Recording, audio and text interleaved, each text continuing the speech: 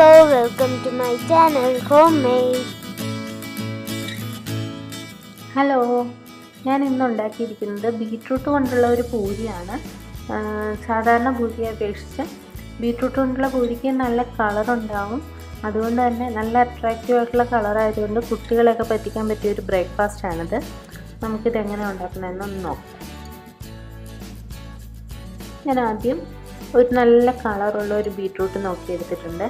ആ ബീറ്റ്റൂട്ട് ഒരു medium size beetroot ചെറുതായിട്ട് അരിഞ്ഞ് കുക്കറിൽ ഒരല്പം വെള്ളം ചേർത്ത് ഒരു വിസിൽ കേൾക്കുന്നവരെ ഞാൻ വേവിച്ചെടുത്തിരിക്കുകയാണ്. ഈ വേവിച്ചെടുത്ത ബീറ്റ്റൂട്ട് മിക്സറിൽ നന്നായി നല്ല പേസ്റ്റ് പോലെ അരച്ചെടുക്കുക. ഒട്ടും തരിയില്ലാത്ത വിധത്തിൽ അരച്ചെടുക്കണം. ഇനി ഒരു വലിയ പാത്രം നോക്കി എടുക്കുക. നമുക്ക് പൂരിക്കുള്ള മാവ് കുഴച്ചെടുക്കാൻ പറ്റിയ ഒരു പാത്രം എടുത്തിട്ട് അതിനകത്തേക്ക് നമ്മൾ അരച്ചു വെച്ച ബീറ്റ്റൂട്ട് ചേർത്ത് കൊടുക്കുക.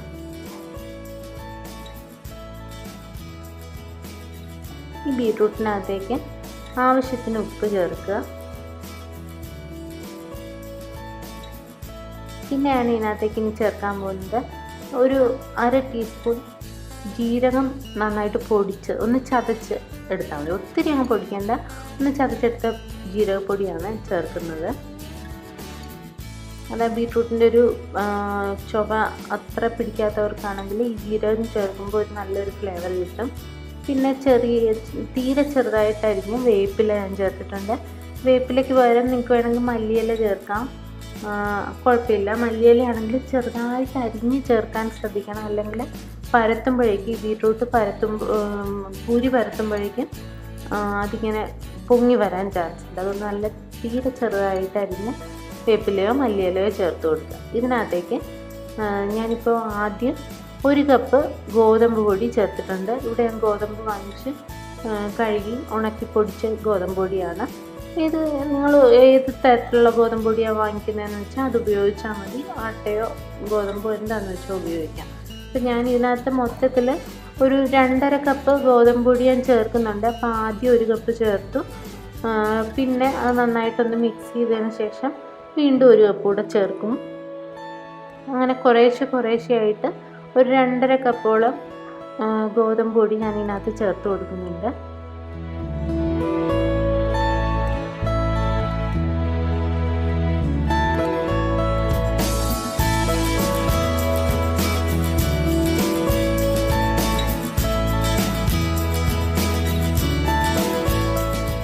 ഇപ്പം എൻ്റെ 2.5 കപ്പ് കൃത്യം 2.5 കപ്പ് ഗോതമ്പ് പൊടിയാണ് ഇതിനകത്ത് ചേർത്തിരിക്കുന്നത്. നന്നായിട്ട് മിക്സ് ചെയ്തു. ഇതിനകത്തേക്ക് ഞാൻ 1 സ്പൂൺ റവ ചേർത്ത് കൊടുക്കുകയാണ്. ഈ റവ ചേർക്കുന്നതെന്ന് വെച്ചാൽ പൂരി ഉണ്ടാക്കുമ്പോഴേക്കും നല്ല ക്രിസ്പി ആയിട്ടിരിക്കാൻ വേണ്ടിയാണ് നമ്മൾ റവ ചേർത്ത് കൊടുക്കുന്നത്. ഒത്തിരി റവ ചേർത്താൽ അത്ര സുഖം വരില്ല. 2.5 കപ്പ് ഗോതമ്പ് പൊടി എടുത്തപ്പോൾ ഞാൻ 1 ടേബിൾ സ്പൂൺ റവയാണ് ഇതിനകത്ത് ചേർത്ത് കൊടുക്കുന്നത്. അത് വറുത്ത റവയോ വറുക്കാത്ത റവയോ ആകാം. പിന്നെ 1 ടീസ്പൂൺ വെളിച്ചെണ്ണയും കൂടെ ഞാൻ ചേർത്ത് കൊടുക്കുന്നുണ്ട്.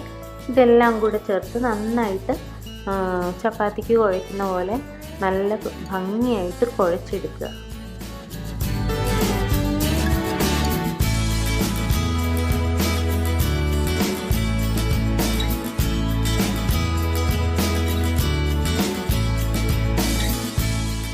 അതേ കണ്ടോ, മാവ് നല്ല ഭംഗിയായിട്ട് സോഫ്റ്റായിട്ട് വന്നിട്ടുണ്ട്. നന്നായിട്ട് കുഴച്ച് ആ റവ എണ്ണ എല്ലാ ഭാഗത്തും എത്തുന്ന രീതിയിൽ നല്ലതായിട്ട് പ്രസ് ചെയ്ത് കുഴച്ച് നല്ല സോഫ്റ്റായിട്ടുള്ള മാവായിട്ട് ഇപ്പോൾ കിട്ടിയിട്ടുണ്ട്. തൊട്ട് നോക്കുമ്പോൾ തന്നെ നമുക്കറിയാം നല്ല സോഫ്റ്റായിട്ട് തോന്നും. ഇത് ഇനി ഒരു 20 മിനിറ്റോളം നമുക്ക് പാത്രത്തിൽ അടച്ചു വയ്ക്കാം.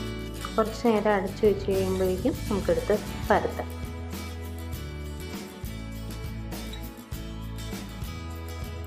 ഇപ്പോൾ ഏകദേശം 20 മിനിറ്റൊക്കെ കഴിഞ്ഞ് അരമണിക്കൂർ ആകാറായി. അപ്പം നോക്കുമ്പോൾ നല്ല മാവ് കുറേ കൂടെ സോഫ്റ്റായി എല്ലാം നല്ല പിടിച്ചിട്ടുണ്ടാവും.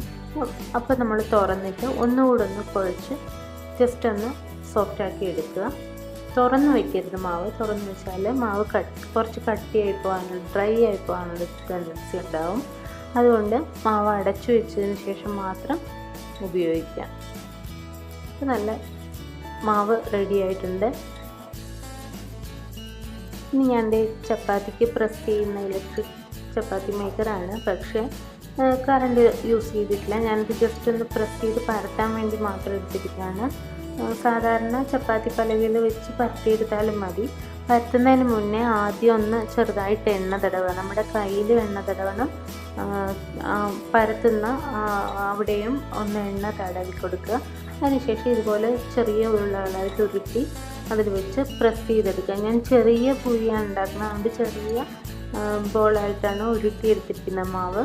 അത് ജസ്റ്റ് ഒന്ന് പ്രസ് ചെയ്ത് ഒത്തിരി അങ്ങ് കനം കുറച്ചെടുക്കേണ്ട കാര്യമില്ല. ചെറുതായിട്ടൊന്ന് പ്രസ് ചെയ്ത് പരത്തിയെടുക്കുക.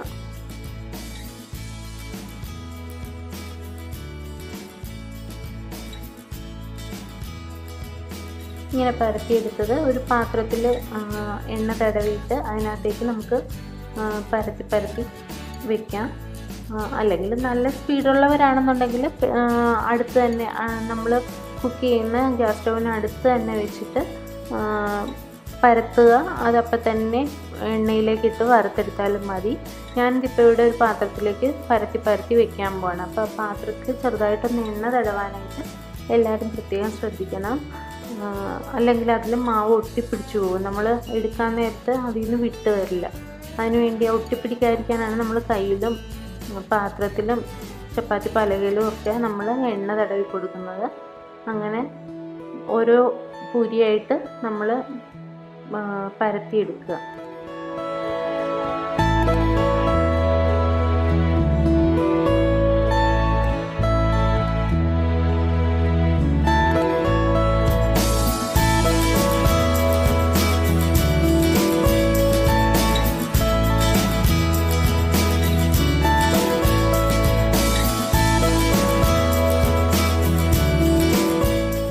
എല്ലാം പരത്തിയെടുത്തതിന് ശേഷം നമുക്ക് പൂരി ഉണ്ടാക്കാൻ തുടങ്ങാം. അതിനുവേണ്ടി ആദ്യം ഒരു പാൻ വെച്ചിട്ട് അതിൽ ആവശ്യത്തിന് പൂരി മുങ്ങിക്കിടക്കാൻ മാത്രം ഓയിൽ ഒഴിച്ചെടുക്കാം. ഏത് ഓയിലായാലും കുഴപ്പമില്ല. ഞാനിവിടെ വെളിച്ചെണ്ണയാണ് ഉപയോഗിച്ചിരിക്കുന്നത്. അതിനകത്തേക്ക് എണ്ണ നന്നായിട്ട് ചൂടാകുമ്പോൾ നമുക്ക് ഈ പൂരിയിട്ട് വറുത്തെടുക്കാം. പൂരി ഇടുമ്പോൾ തന്നെ അതിനകത്തേക്ക് എണ്ണ മേളിലേക്ക് കുറേശ്ശെ ഒഴിച്ചു കൊടുക്കുക. അപ്പോൾ നല്ല ഒറ്റ ബോളായിട്ട് ഇങ്ങനെ വീർത്ത് നമുക്ക് കിട്ടും. ഇപ്പോൾ കണ്ടില്ലേ, നല്ല ഭംഗിയായിട്ട് വീർത്ത് വന്നിട്ടുണ്ട് പൂരി. അതുപോലെ നമുക്ക് ഓരോ പൂരിയായിട്ട് ഇതിനകത്തിട്ട് വറുത്തെടുക്കാം. എണ്ണ മേളിലേക്ക് ഒഴിച്ചു കൊടുക്കുമ്പോൾ പെട്ടെന്ന് വീർത്ത് വരും. നല്ല ക്രിസ്പി ആയിട്ടുള്ള നല്ല ടേസ്റ്റി ആയിട്ടുള്ള പൂരിയാണിത്. ഓരോന്നായിട്ട് നമുക്ക് വറുത്ത് എടുക്കാം. ഇത് പൂരിയുടെ കൂടെ കഴിക്കാനായിട്ട് കിഴങ്ങ് മസാല, എന്തെങ്കിലും ഉരുളക്കിഴങ്ങിൻ്റെ മസാല കറി ഉണ്ടാക്കിയിട്ട് കഴിക്കാം. നല്ല ടേസ്റ്റാണ്. ഇത്രയും കളറുള്ളതുകൊണ്ട് കുട്ടികൾക്കൊക്കെ ഒരുപാട് ഇഷ്ടപ്പെടും. എല്ലാ പൂരിയും നമുക്ക് നല്ല ഒറ്റ ബോളായിട്ട് അങ്ങ് വീർത്ത് കിട്ടും. കുറച്ച് നേരം അത് ക്രിസ്പി ആയിട്ട് ഇരിക്കുകയും ചെയ്യും.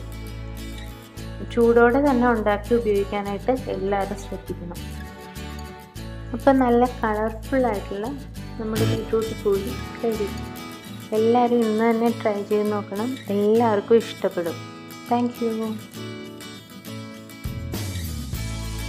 നിങ്ങൾക്ക് എൻ്റെ വീഡിയോ ഇഷ്ടപ്പെട്ടെങ്കിൽ സബ്സ്ക്രൈബ് ചെയ്യാൻ മറക്കല്ലേ.